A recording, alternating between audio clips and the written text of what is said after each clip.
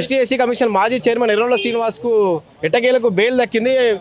ఎర్రవెల్లి శ్రీనివాస్ తరపున వాదనలు వినిపించిన బీఆర్ఎస్ లీగల్ అడ్వకేట్ లక్ష్మణ్ ఉన్నారు మనతోటి. చెప్పండి. అంటే క్లియర్గా ఇందులో వాళ్ళు ఎర్రవెల్లి శ్రీనివాస్ గారు రిమాండ్ రిపోర్ట్లో మనం గమనించినైతే ఎర్రవెల్లి శ్రీనివాస్ గారు అబిచువల్ అఫెండర్ అని వాళ్ళు రిమాండ్ రిపోర్ట్లో చెప్తున్నారు. అబిచువల్ అఫెండర్ అన్నప్పుడు వాళ్ళు చెప్పినప్పుడు క్రైమ్స్ పెండింగ్లో చూపించాలి.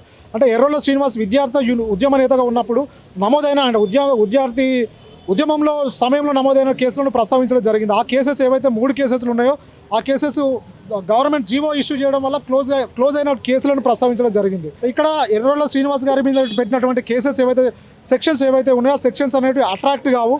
ప్రాపర్ గ్రౌండ్స్ మెన్షన్ చేయలేదు ఇన్వెస్టిగేషన్ అధికారి, ప్రాపర్ రీజన్స్ ఆఫ్ అరెస్ట్ ప్రాపర్గా మెన్షన్ చేయలేదు. అరుణేష్ కుమార్ జడ్జిమెంట్స్ని ఫాలో కావాలి. అదేవిధంగా మిగతా అక్యూజ్లకు 41 నోటీస్ ఇచ్చినప్పటికీ ఎర్రవెల్లి శ్రీని గారికి నోటీస్ ఇవ్వడానికి వాళ్ళు రాలేదు. అదేవిధంగా మార్నింగ్ 5 o'clockకి ఇంటికి రావడం అనేది దట్ ఈస్ ఇల్లీగల్ అనే ఇష్యూస్ని లలిత కుమార్ జడ్జిమెంట్స్ కావచ్చు, ప్రబీర్ పుర్కయాస్తా జడ్జిమెంట్స్ కావచ్చు మేము జడ్జి గారి ముందు సబ్మిట్ చేయడం జరిగింది. Basing on the defence council arguments base చేసుకొని 5,000 2 షూరిటీస్ ఇస్తూ పర్సనల్ బాండ్ 5,000 మీద ఈరోజు ఎర్రవెల్లి శ్రీని గారిని రిలీజ్ చేయడం జరిగింది. ఇప్పుడు ఈ బంజారాహిల్స్ సంబంధించిన ఘటన కూడా పాత కేసులు కూడా ఇందులో నమోదు చేశారు. పాత కేసులు క్లోజ్ అయిన కేసులను ఈరోజు ప్రస్తావించడం జరిగింది. అంటే ఎప్పుడు ఎఫ్ఐఆర్స్ క్లోజ్ అయిన ఇష్యూస్ని ప్రస్తావించడానికి ఇన్వెస్టిగేషన్ అధికారి కూడా రైట్ ఉండదు.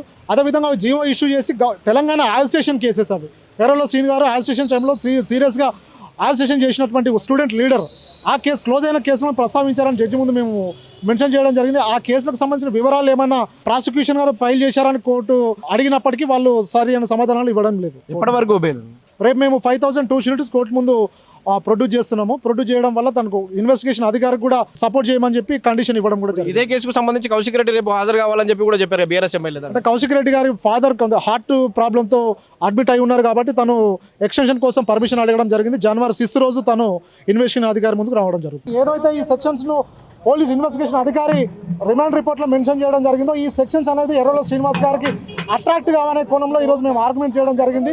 Basing on the arguments of the defence కౌన్సిల్స్గా మా ఆర్గ్యుమెంట్స్ని బేస్ చేసుకొని జడ్జి గారు బెయిల్ మంజూరు చేస్తూ 5,000 2 షూరిటీస్ ఇస్తూ ఎర్రవెల్లి శ్రీనివాస్ గారిని విడుదల చేయడం జరిగింది. అంటే వాళ్ళు క్లియర్గా ఇక్కడ ఎర్రవెల్లి శ్రీనివాస్ గారికి సంబంధించిన 3 క్రైమ్స్ని ఇందులో ప్రస్తావించడం జరిగింది. 3 కేసులలో ఎర్రవెల్లి శ్రీనివాస్ గారికి సంబంధించిన ఈ కేసులు ఇవి ఎర్రవెల్లి శ్రీనివాస్ గారు మనకు తెలిసిందే ప్రముఖ ఉద్యమకారుడు. తెలంగాణ విద్యార్థి నేతగా ఉన్న సమయంలో తెలంగాణ యాజిటేషన్ సమయంలో ఆయన మీద నమోదైనటువంటి 3 కేసులని అబిచువల్ అఫెండర్ కాకుండా ఈ 3 కేసులు ఉద్యమ కేసులో గవర్నమెంట్ జీవో వేసి క్లోజ్ చేసినటువంటి కేసెస్ ఇవి ఆయన సంబంధం లేని క్లోజ్ అయిన కేసులను కూడా ప్రస్తావిస్తూ అబిచువల్ అఫెండర్ కాకుండా అబిచువల్ అఫెండర్ అని రిమాండ్ రిపోర్ట్లో మెన్షన్ చేస్తే జడ్జి గారి దృష్టి కూడా తీసుకెళ్ళడం జరిగింది.